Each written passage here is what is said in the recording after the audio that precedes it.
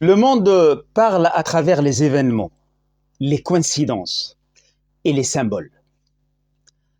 Il murmure dans les rêves, résonne dans les rencontres, répond dans les signes. Et ceux qui savent écouter reconnaissent sa voix invisible.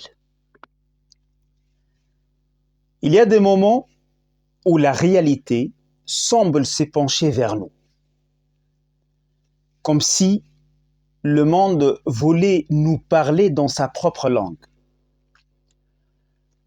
Un mot entendu par hasard, un rêve qui s'accomplit, une rencontre improbable,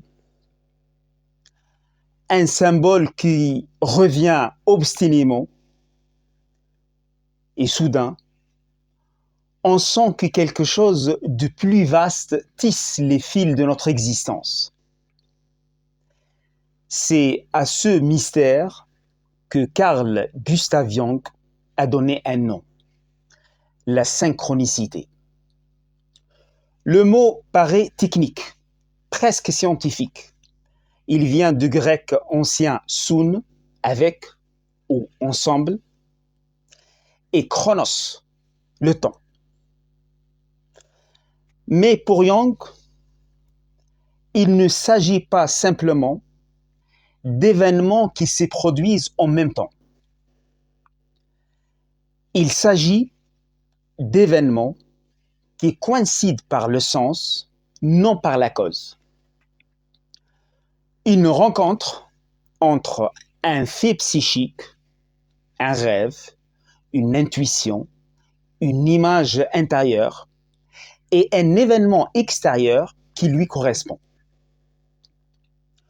Comme deux notes jouées sur deux instruments différents, mais accordées sur la même vibration. Cette idée, Jung l'a construite lentement, à travers des années de pratique, de réflexion, de méditation. Elle naît d'un doute, d'une fissure dans la vision moderne du monde, car depuis Descartes et Newton, nous voyons l'univers comme une immense machine, régie par la causalité. Tout a une cause, tout a un effet. Et le hasard. Le hasard, dit-on, n'est que l'expression de notre ignorance.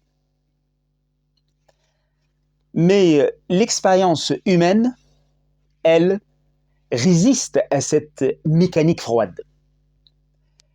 Il y a dans nos vies des coïncidences si précises, si pleines de sens, qu'elles défient la logique. Jung refuse de les réduire à des illusions. Un jour, il reçoit une patiente brillante, rationnelle, enfermée dans son intellect. Elle lui raconte un rêve étrange.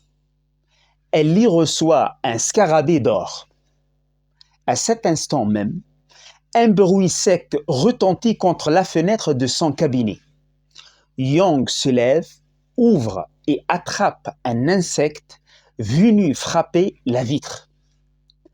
Une cétoine dorée, l'un des plus proches équivalents du scarabée.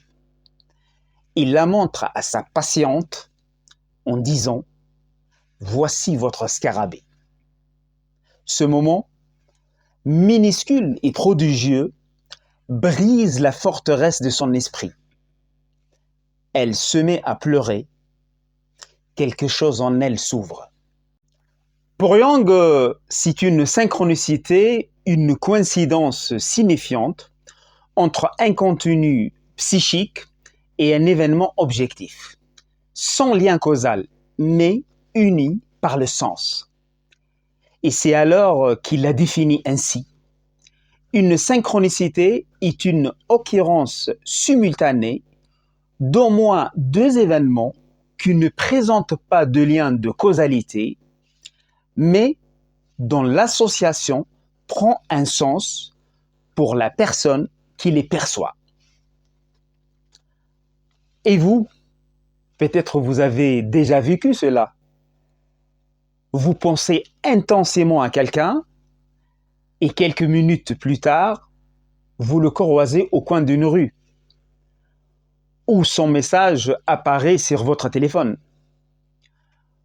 Vous visitez un lieu pour la première fois et soudain, une sensation étrange vous envahit, celle de l'avoir déjà vu, déjà vécu.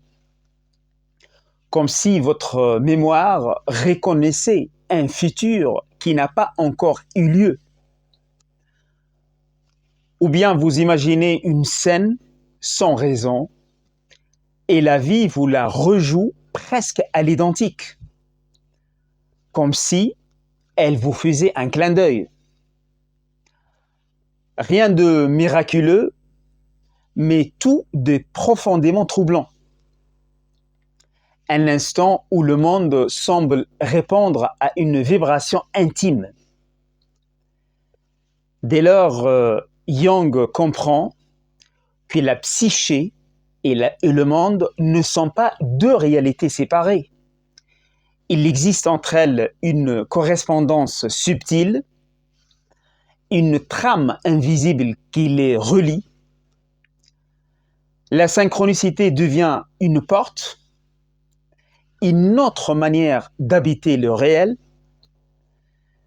Le symbole ne sont plus de simples produits de l'imagination. Ce sont des ponts entre l'âme humaine et le cosmos. Jung dira encore, la synchronicité est un principe de connexion acausale. Autrement dit, tout ne s'explique pas par la cause et l'effet. Certaines choses s'expliquent par le sens. L'univers ne se contente pas de fonctionner, il parle. Et pour qui sait écouter, chaque événement devient un signe, une lettre d'un alphabet secret que l'âme apprend à déchiffrer.